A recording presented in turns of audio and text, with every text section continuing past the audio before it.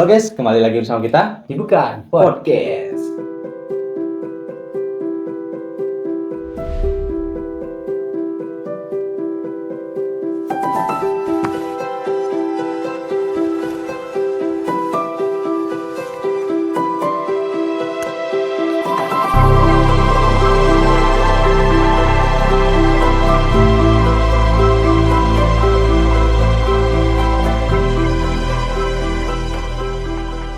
Sebelum ke inti pembahasan, dimulai dari pertanyaan dulu ya. Oke. Kenapa ya kebanyakan orang tuh insecure? Kayak dikit-dikit tuh merasa kurang, merasa kalah, merasa gak cukup. Nah itu kenapa sih?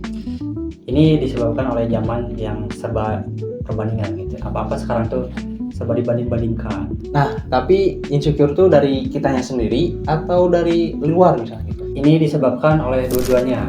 Tapi biasanya dipicu dari luar dulu nih. Contoh paling gampangnya adalah sosial media. Ketika lu ngelihat sosmed, lu ngelihat orang-orang yang sukses gitu, pamer pencapaian, badan bagus, apa-apalah gitu. Nah, seketika otak kita tuh langsung ngebandingin hidup kita sama apa yang kita lihat. Padahal kita juga cuman lihat highlightnya doang ya, kayak rangkuman yang bagus-bagusnya doang. Benar. Apa yang ditampilin di sosial media itu adalah best momennya mereka. Nah, sedangkan kita ngebandingin di behind the scene-nya kita, otomatis kita tuh pasti kalah lah. Iya. Ya berarti insecure tuh sebenarnya bukan karena kita kurang. Ya belum tentu. Insecure itu cuman kita tuh lagi di fase yang berbeda aja sama mereka gitu. Tapi kenapa ya ada orang yang santai-santai aja, tapi ada juga yang dikit-dikit tuh insecure? Nah ini biasanya disebabkan oleh pola asuh masa kecilnya. Oke. Jadi dulu pada saat dia masih kecil, dia itu sering dibanding-bandingin sama orang tuanya, sering dikritik, terus juga sering nggak diapresiasi. Jadi lama-lama otak dia itu kebentuk bahwa dia ngerasa kalau dia selalu nggak cukup, itu karena tadi sering Banding-bandingin. Iya, sering dibanding-bandingin lah gitu, sama orang lain. Jadi kayak luka masa lalu yang ke bawah sampai sekarang. Bener banget nih. Dan makin parah kalau lingkungannya dia itu kompetitif ya, banyak saingan. Contohnya ketika misalkan ada tetangga yang berprestasi atau lebih orang kaya lah kayak gitu. Ya. Kadang kan orang tua kita tuh langsung ngebandingin. Anak ibu mah sagede ujang teh terus jadi jelema Muhun da aing mah anjing atuh. Tanggal sampe aing mah bu. Muhun emang da aing malin jelema atuh anjing. Pada akhirnya rasa aman dalam diri dia tuh jadi semakin tipis gitu. Ya berarti insecure tuh sebenarnya rasa takut. Benar, rasa takut gak dihargai, takut gak dianggap, terus takut kalah dan sebagainya. Ya kalau lama-lama gitu jadi hal negatif dong kalau gitu. Kalau negatif sih nggak juga nih. Ini sebenarnya relatif ya. Kalau kita ngelihat rasa insecure itu sebagai motivasi, itu sebenarnya nggak apa-apa. Contohnya ketika misalkan lo insecure sama orang yang serba bisa nih, skillnya bagus. Nah pada saat itu lo pengen kayak dia juga nih, insecure.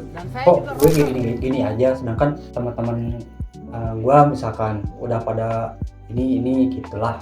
Jadi pada saat itu lo muncul lah, di situ motivasinya tuh terbangun. Nah, Kemauan berkembangnya. iya itu nggak apa-apa. Tapi yang jadi masalah itu kalau misalkan kita insecure nih, udah insecure, terus kita malah diem aja, nggak gerak-gerak, dan malah terus sibuk membandingin diri sama orang lain. Nah itu yang jadi problem. Oke, kalau gitu ada gak cara yang realistis buat ngadepin insecure ini? Cara yang paling realistis ya, yang pertama itu lagi-lagi ini tentang kesadaran ya. Pertama kita harus menyadari terlebih dahulu bahwa semua orang pasti pernah merasakan yang namanya insecure. Bahkan orang yang paling percaya diri sekalipun itu pasti dia pernah ngalamin. Terus yang kedua, kita tuh jangan terus-terusan membandingin hidup kita sama orang lain, karena kondisi kita itu berbeda gitu. Berbeda, latar belakangnya itu berbeda, otomatis kan nggak sepenuhnya sama. Terus yang ketiga, upgrade diri, belajar meskipun itu 1% setiap hari dari proses itu. Jadi lama-lama rasa insecure itu ketutup nih sama rasa percaya diri yang mulai kebentuk. Oke, jadi intinya insecure tuh manusiawi ya. Benar, tapi jangan biarin dia yang pegang kendali. Karena yang bikin lo tertinggal bukan orang lain, tapi saat lo berhenti jalan cuman karena ngerasa gak cukup. Sekian dari kita. Terima kasih. Oke. Oke, cukup.